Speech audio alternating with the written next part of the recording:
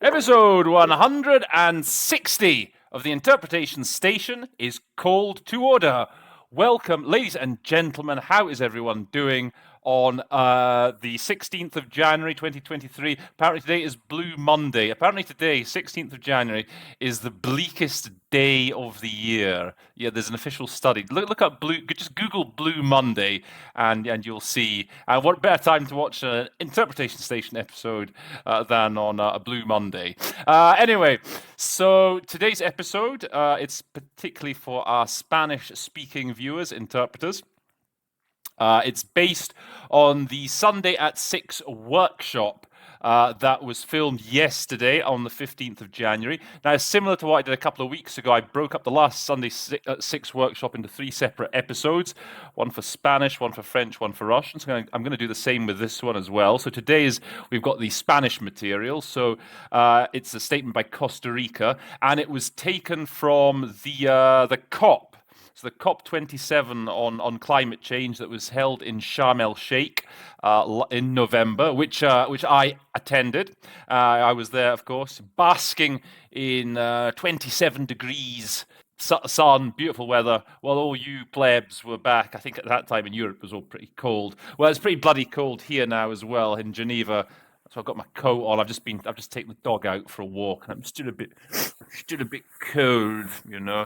So anyway, like I did last time round, the first sort of half hour will be the recording of the Sunday at 6 episode, and what's left over from that statement in Costa Rica, I am going to do solo and tag that onto the end of the episode. So as usual, all the links to the transcript and the audio will be available in the description box.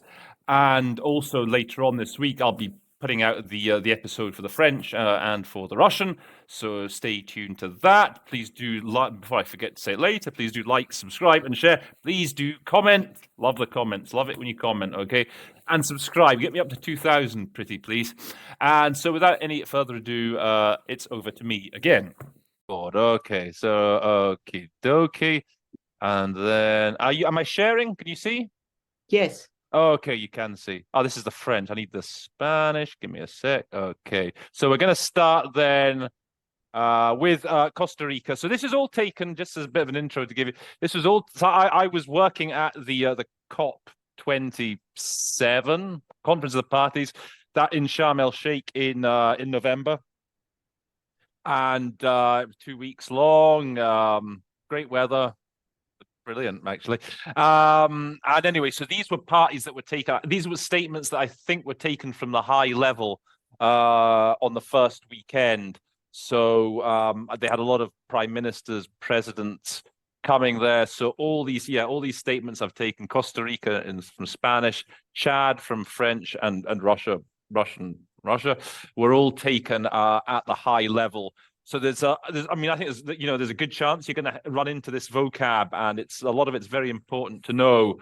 And so, yeah, I think you'll hopefully learn a few new things from doing this. And the statements are available as well on the website of the COP website. I'll be leaving a link and all the details anyway in the description box below when I come to posting the video. So, with that said, so I'll probably give you priority. So actually, no, who's doing the English booth? Both Laura and Rebecca, right? So I'll sort of give you a bit of priority when doing this. So we're just going to go through this, okay? We'll ask Rebecca to start. And so the idea is, when you're going through, I want you to think that you're interpreting this. I don't want like the translation. You're not allowed to skip ahead to the end of the sentence and then find the words there and make it all sound really nice. You've got to imagine that this is coming at you, that you're sitting in the booth and the words are coming into, and you've got to just sort of process them as you're going along. So, Rebecca, would you like to start? Okay. I would like to thank the government of Egypt for organizing this COP. I would like to thank the Secretary General of the United Nations, Antonio Guterres. I think it's Guterres. I'm not an expert in Portuguese, but I believe it's pronounced Guterres. I remember someone once, because I always pronounce it Gutierrez as well, but I believe, Are there any Portuguese speakers among you?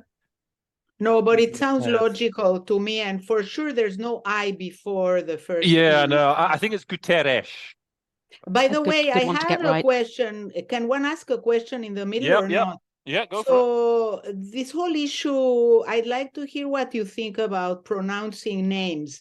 Do you believe one should pronounce them in the way it's pronounced in the original language or pronounced in the language one is going into? What, like names like Guterres, you mean? Or Antonio even, would you say, I don't know, Antonio? I would probably say it for like I example. would say Antonio Guterres. I mean, I wouldn't, I You wouldn't. wouldn't anglicize it. No, probably not. Okay. No, I don't think you have to worry about it too much. There's always the trick, of course. If it's a really tricky name, you just switch off the mic, and if you can tell, if you know there's a tricky name coming, you just switch off the mic and you let the speaker's pronunciation of the name come through, and then you go back to it. That's a sort of classic little trick that we do. If you've got a statement and then it's like a really complicated, you just switch off, let the speaker's pronunciation come out, and then carry on. So interesting. that's Thank one you. way of getting around it. Go on. So, Was there something else? Rebecca, go on. Shall I carry on? Yep. Okay. I would like to thank the Secretary General of the United Nations. Oh, we've done that bit. And also the Executive Secretary of the Convention, Simon Stiel, as well as the large number of heads of state and government, ministers, technical teams, representatives of indigenous peoples and local communities, international organizations, NGOs, and representatives of the private sector for being gathered here, seeking climatic solutions to the problems that we are dealing with as humanity and which humanity has created. Yeah, that's pretty good. Just a couple of things. I think you probably just say the UN Secretary General, Antonio Guterres. The chances are a lot of people have spoken already. Everyone knows who the Secretary General is. Large basto numero. I've never heard that. Basto numero. But I presume that means high number. That's what I thought too from context, but again, I wasn't familiar with it. Yeah. Technical teams, representatives of people. Yeah, organ. I wouldn't call things you didn't. I mean, you said organization for organismo, but yeah, I would have maybe said international entities. Yeah, I certainly wouldn't have said an organism. That sounds weird in English. And also this bit here when you talked about por estar en este recinto. I think in English we would just say for being here. That's one of those little shortcuts that I think you can make. You don't need to word by word say for being in this venue, because it doesn't actually sound very natural in English. So I always sort of tend to prioritize what sounds natural over a complete word for word rendering. Seeking climate solutions to the problems that humanity faces and has created. Keep going. Sorry, a bit slow off the mic there. That's okay, that's all right. I would like to begin my statement by quoting the president of Costa Rica, Rodrigo Chavez. Vision without action is a daydream. Okay. That's the sort of mi intervención is the sort of thing you could maybe just edit. I'd like to begin by quoting the president of Costa Rica. Again, you got to just think on your feet. You've got to sort of think, what makes sense here? What little shortcuts can I take? How can I make my life a little bit easier as I'm going along? And do this paragraph as well, and then we'll change. Okay. This is the time to implement and increase the changes we need. Reducing emissions to achieve the 1.5 degrees Celsius, financing adaptation so that we can adapt to the changes that come with the 1.5 degree Celsius, developing financial mechanisms to respond efficiently and appropriately to the catastrophic losses and damages of extreme weather events. Okay, time to implement and increase, step up the change required, reduce emissions to achieve the 1.5 degree goal. That's a very important thing to remember. That's the thing they're always banging on about, the 1.5 degree goal. Don't bother about saying Celsius. I think everyone knows it's like Celsius. It's like that's the thing. It's the 1 point to achieve 1.5 degrees. So, it's sort of to stop the overall increase in temperature by 2050, if I'm not mistaken, right? Everyone knows what the 1.5 degree goal is. Financing adapt to the changes that come with 1.5 degrees, develop financial mechanisms to respond efficiently and sufficiently. I don't think you have to play around with those, efficiently and sufficiently. Now, this is an important concept. Catastróficas pérdidas y daños, loss and damage. This is the big bone of this was certainly the big bone of contention at the COP27. It's all about the developed countries paying for damage done, for economic losses suffered by the developing countries from extreme climate events. And that's been a real sticking point. I think it's all about setting up a fund, how, you know, that the developed countries would pay into to compensate the developing countries for loss and damage. So that's a very important concept to be familiar with. Okay. Yeah, feel free as we're going along, I say, to ask any other questions as we're going along. Sandra. Do you say on purpose loss and damage in the singular? Is that the That's concept what it is. in the Yeah, it's singular? loss and damage. If you Google it, if you just put in loss and damage, you'll come up with, they'll tell you all the stuff. Because I think, yeah, just you can just do it in the singular, loss and damage. Yeah. Thank you. So let's go with Laura. The world needs to be at its best in order to deal with the problems related to climate change. Our society, strong and resilient, is going through key times. Having overcome the COVID-19 pandemic, this has shown us just how vulnerable we are as a species, and also reminded us of the close relationship between people and the environment. Okay, that's good. Let me see. I like what you said. What did you say? Yeah, the world needs. What did you say for that first bit? I like that in particular. The world needs to be at its best. Yeah, the world needs to be at its best. I mean, I guess you could literally say the best version of itself. Yeah. What you say seemed a bit snappier, actually. Yeah, I like that. To address problems, right? To climate change, to head off. I guess in English it's to head off problems, you know, to anticipate them, you know, in that sense. But yeah, to address, to deal with. Our society, strong and listening, is going through a key moment. We overcame the COVID pandemic. Again, with COVID, you don't need to really say the 19. I mean, there's no other sort of COVID that's that important. So it's okay. Yeah. So here's, and this is one of these sort of long Spanish sentences that you might want to break up. Always eat for yourself, you know, again, to make your life easier, break up these long Spanish sentences. It showed us how vulnerable we were as a species. It reminded us of the close relationship between people and the environment. Keep going.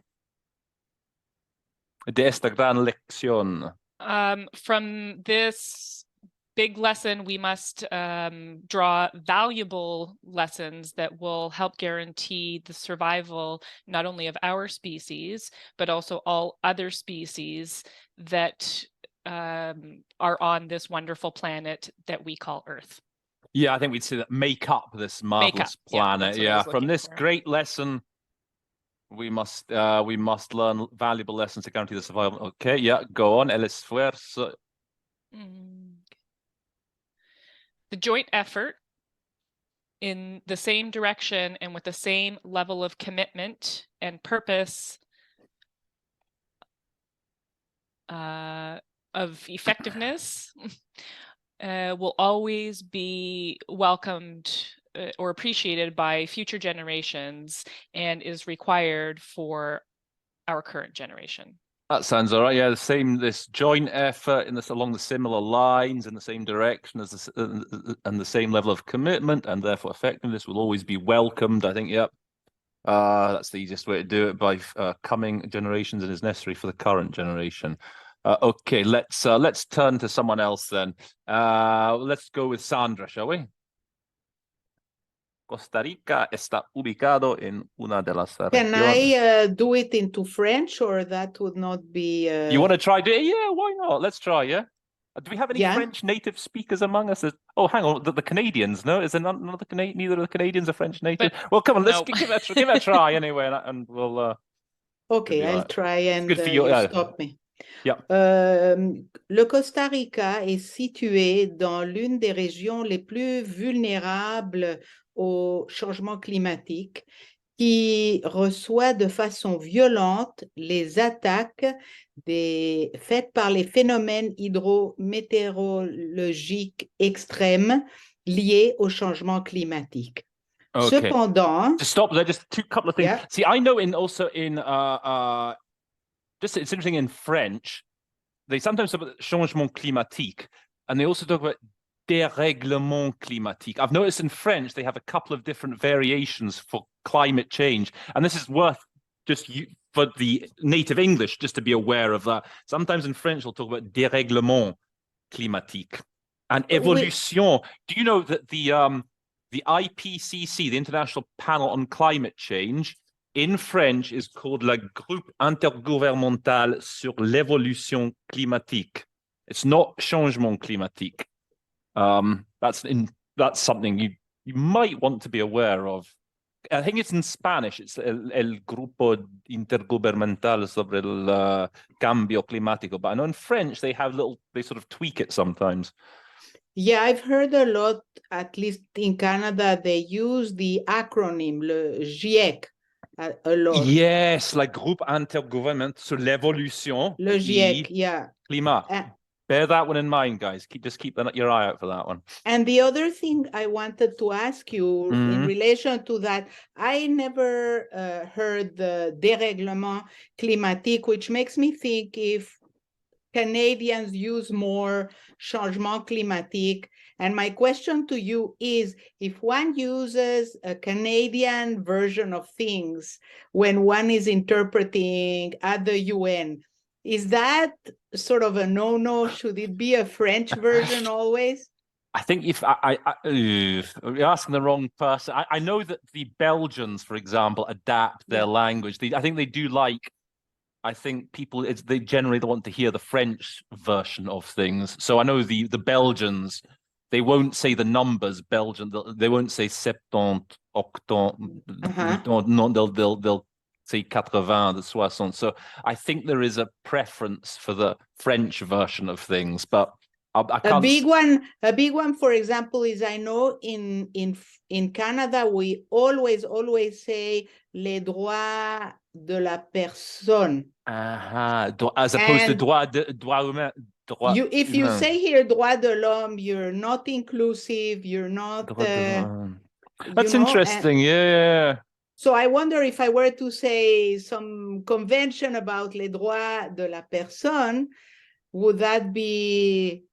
I don't think that would be. You don't think it no, would be I think I mean, I hear droit de la personne, droit de l'homme, les droits humains. I hear all three of those different versions. I don't think that is something they would call you out for. But I think with the numbers, certainly they would be like, okay, we want to hear those 80, 60. No, just so for the English, so que recibe de manera violenta los embates. I just want you to think, the English natives, what's a very quick way of saying that in 3 words? From here to here. That is extremely impacted by. Okay, that's quite nice. I mean, that's basically what it means, isn't it? Anyone else? Any other suggestions? That is attacked violently, you mean? Yeah, I mean, that is sort of quite literal, yeah. So the expression I was going to say is that have borne the brunt of, okay? You can maybe say, oh, that have been hardest hit by. So those are nice expressions. That's a good pair of expressions to have as a sort of little pair of synonyms, if you like, to bear which have really borne the brunt of extreme meteorological phenomena related to climate change. There's a typo again here. Where's that? Well, hidrometeorologos. Yeah, possibly. Yeah. You want to do the next? Keep going, Sandra? If you don't mind. Sin embargo. Cependant, notre action précoce et efficace contre la déforestation nous a permis d'améliorer grandement l'impact. Yeah. Is that a Canadian thing? Grandement? I wouldn't be able to tell you. I don't know. I'm just wondering. This sounds. I don't know. I don't know. Because I'm not originally Canadian, so I'm afraid to say whether it is or not. You'd rather say énormément, peut-être? Peut-être. Énormément, OK. Keep going. En une génération, nous sommes arrivés à invertir des problèmes de déforestation et à doubler la taille de notre couverture forestière sans sacrifier la production d'aliments. Okay, just for producción de alimentos in English? Food production? Just food production, yeah. Duplicate, we're going to double the size of our forest coverage. Okay, that's pretty straightforward. Go on, do a bit more. Al mismo tiempo. en même temps que nous protégions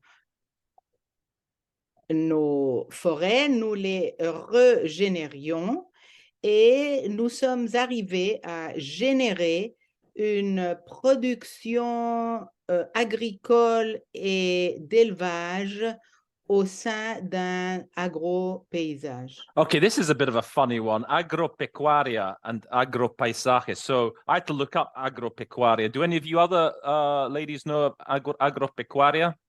Is it not just agricultural?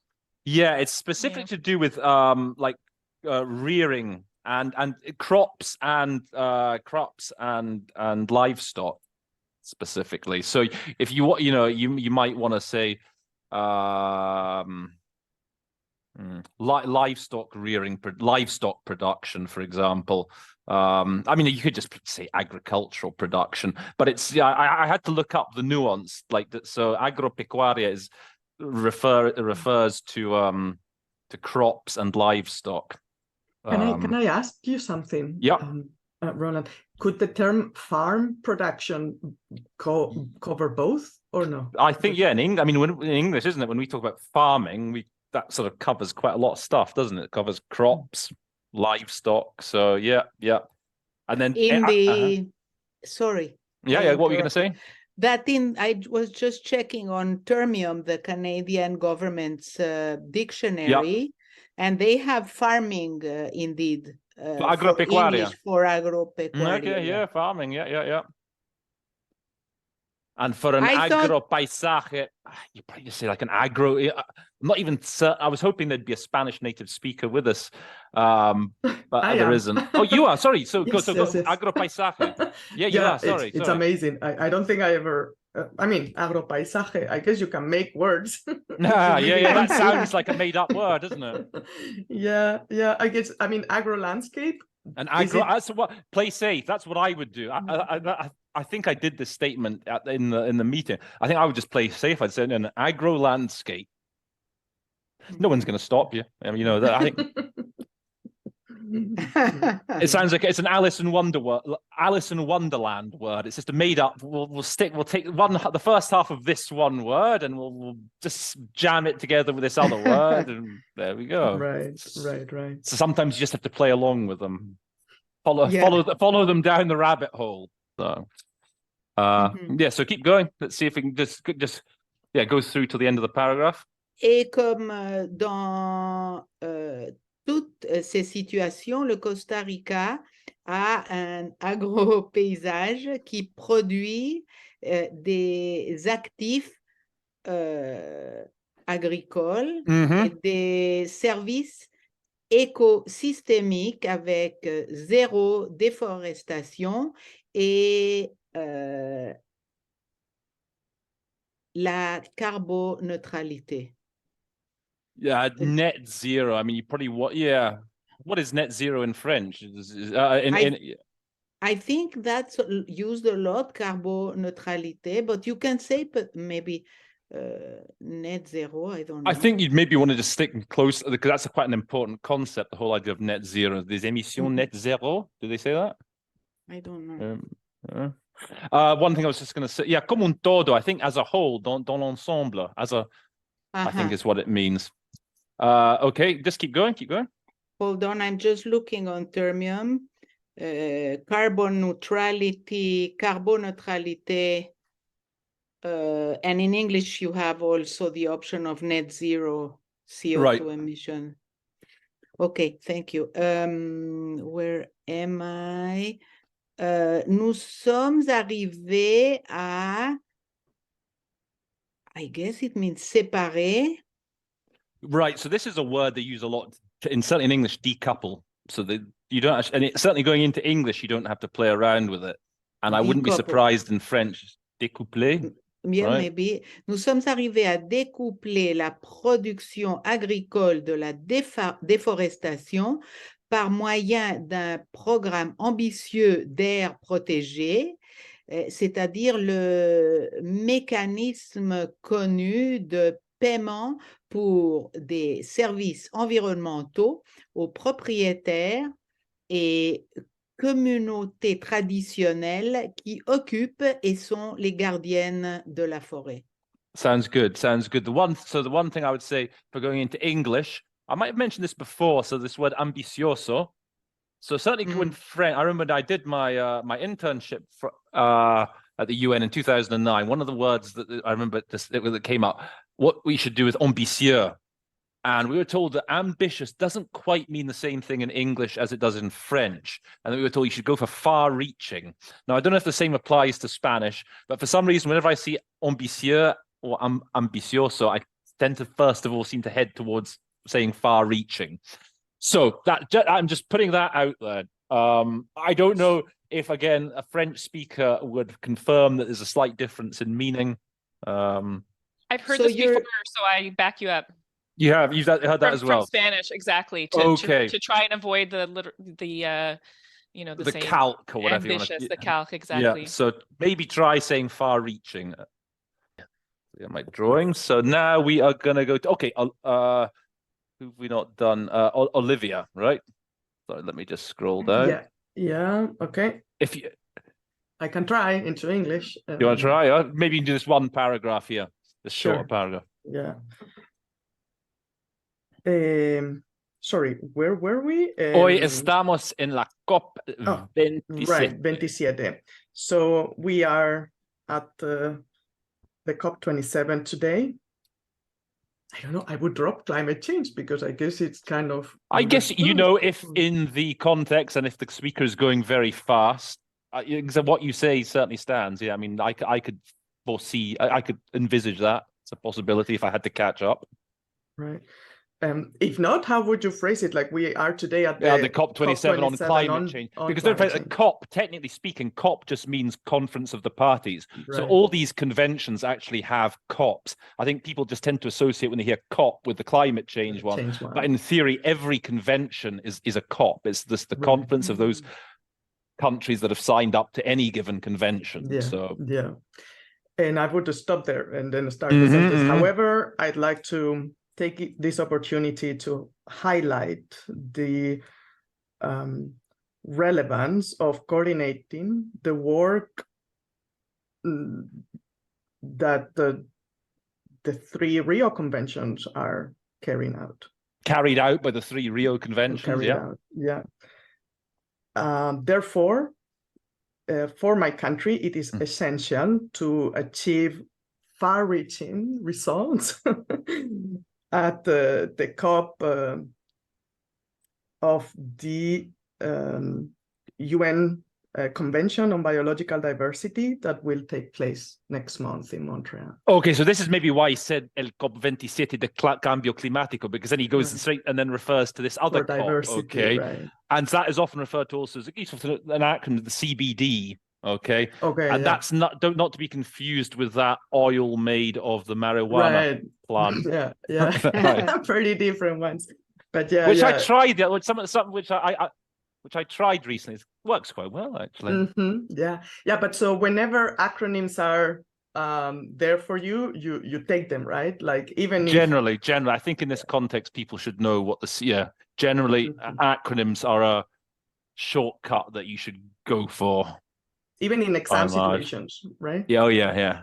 Because if it's going to help you get over the overall meaning, then if you should go for them. So, because in English, it's we fortunately in English we do use acronyms a lot. So take the opportunity. Resaltar la importancia. I wouldn't play around. Just say the importance. I don't think you need to change importancia. Okay, Rebecca. Let's go back to you. From como parte. Yep. As part of its international commitments, Costa Rica is co-chairing the High Ambition Coalition for Nature and People, together with France and the United Kingdom, which brings together over 110 countries to promote the conservation of 30% of lands and the world's ocean by the year 2030, being the minimum scientific requirement. I'd like to break this up somewhere, but I don't know where. You're right to want to. Well, usually, when you have these present participles, that tends to be a good indicator.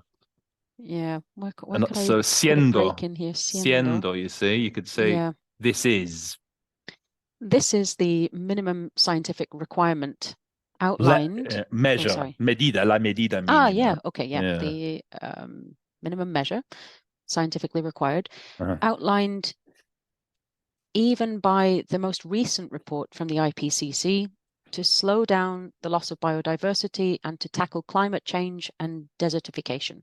Yeah, let's see.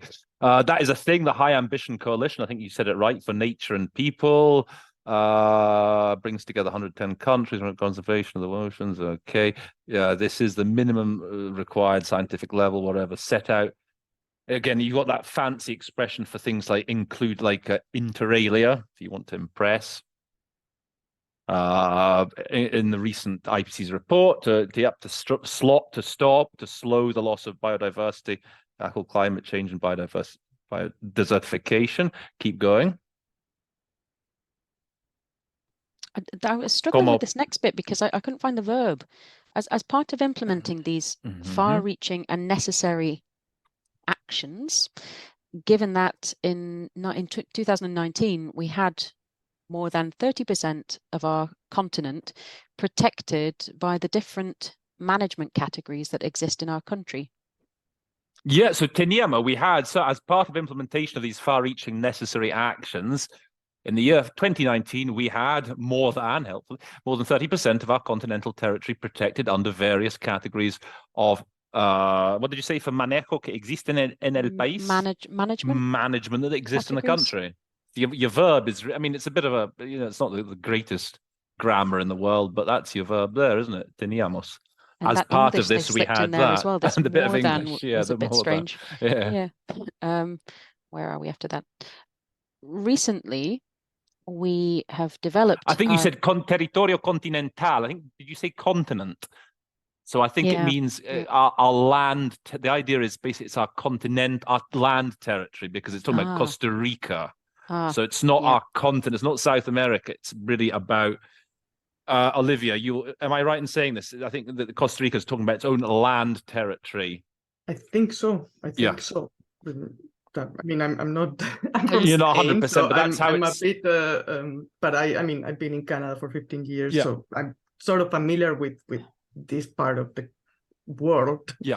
But it's because funny I think when Rebecca. I think he's comparing here the land territory, and now we're going to come to the marine territory. So. Right. When you come to the next sentence. Yeah, makes sense. We recently extended our Cocos Island National Park and its area of marine management to reach 150,000 square kilometers, an area 3 times larger than our whole land mass. Yeah. And in the process, we have also protected our, what was written there? Sea mountains. You're cheating. That's cheating. It's written in. Is it under what mountains? Under seamounts. That's what they're called. Seamounts. Okay. Yeah. As life is created on the seabed.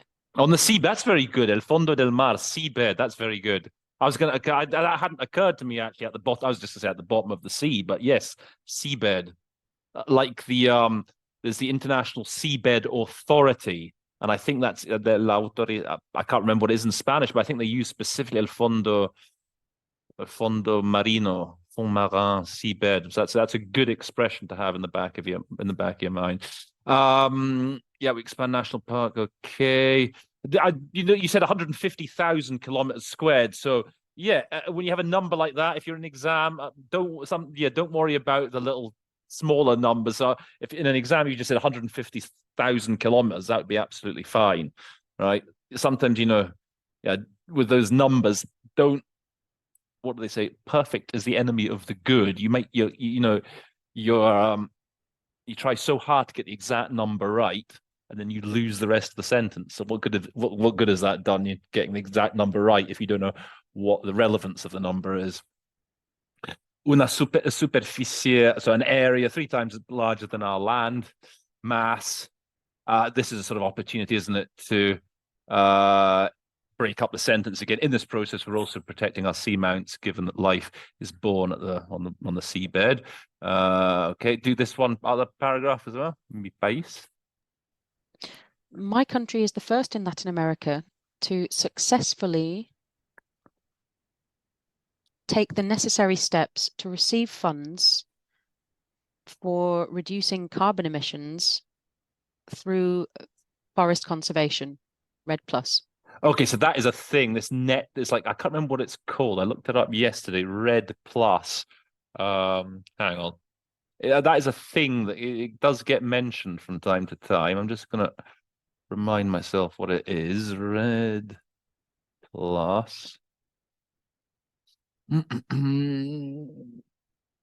Reducing emissions from deforestation and forest degradation. So that's a thing you might hear about in doing this sort of stuff. For the on the video, I will put that up on the screen so that you can see it in full. Go on. I can say with pride that our history of conservation and tackling climate change dates back many years and grows stronger every day. Well, that's like dates back many years. That's a nice way of putting that. Okay. Okay, so let's try Laura then. Por otra parte. Costa Rica would also like to acknowledge the efforts of the United Kingdom and the... Just call it the UK, don't United UK, Kingdom, okay. you know, to say the UK. The efforts of the UK and co-presidents Ghana and the US for their efforts to establish the Association of Forest and Climate Leaders, known as FCLP. Costa Rica enthusiastically supports this initiative. We believe it is extremely important to include forests and land use, to include that is incentivized under innovative mechanisms of cooperation, which include different stakeholders and sectors, both in the private sphere and in philanthropy. Philanthropy, right? Philanthropy, I don't know. Yeah. Straight. In addition, some coalitions are starting to carry out actions such as the LEAF coalition. I presume it's the LEAF coalition. Coalition. And others in the international trade sector. These initiatives can enormously accelerate the reduction of emissions that are in line with the 1.5 goal. Yeah, the 1.5 degree goal. Yeah, let's see. So Costa Rica also right to recognise the efforts of the UK, probably the co-chairs, Ghana and US, efforts to establish association. Sometimes I think in Spanish, association is a partnership, isn't it? Often, as opposed to association. Yeah. Given the P in the acronym, you're probably right. Right? So usually association is like a partnership. Partnership of forest and climate leaders. So if this is a sort of give me a sec, draw. Yeah, maybe you'd say here, Costa Rica supports this with enthusiasm. It's highly important. We think it's highly important to incorporate, to integrate forests and the use of land, incentivize. You can say incentivized in English, you know, in this kind of scenario, incentivized using innovative cooperation mechanisms, which include different, so actores, stakeholders. That's very good. That's really good. You can say actors as well. Stakeholders sounds a bit better though, and sectors like private sector philanthropy, as well as coalitions that are beginning to carry out actions such as the LEAF, those related to international trade. Yeah, and then that was again a good place to draw a line, as it were. Yake. They can hugely accelerate reduction of emissions in line with the 1.5 goal. Go on to the end of the paragraph. Furthermore, Costa Rica thanks the IMF for its swift response to the support required to address the loss and damage and thus ensure our economies are more resilient. Yeah, let me see. Or thanks to the IMF for their they executed their swift response. They often talk about nimble as well. Nimble's a good maybe word to have also to slowly to have floating around your brain, for the support required to respond to loss and damage. And you can just provide resilience to our economies. I don't think you need to turn the wording, the syntax around there. Just play safe. Okay, guys, it's back to me. So as you can see, we made pretty good progress through that statement. We've only got a couple of paragraphs left, actually. I hadn't realized we'd almost got through it. So yeah, let me finish this off just to reiterate that, yes, loss and damage in the singular, very important concept on all things climate change. I think it's all related to something called the Warsaw International Mechanism for loss and damage. So you will be hearing that a lot. Okay, let's just finish this text off then. So Costa Rica has spent a significant number of years producing all our electricity de manera renovable, renewably, I suppose you could say. I think we would say more likely though in English, from renewables and low in emissions. Okay, currently reaching more than 100%. I think that is the smoothest way to say this in English. Producing all our electricity from renewables, low in emissions, with low emissions. That's perhaps what we would say. My country has the renewable energy resources necessary to more than double its electrical production. Without emissions. We also say with zero emissions. That's a sort of catchy way of saying it. So I think you could say either without emissions, with zero emissions, and move to the final stage of carbon neutrality, which is electrification of transport, thus meeting our decarbonization target.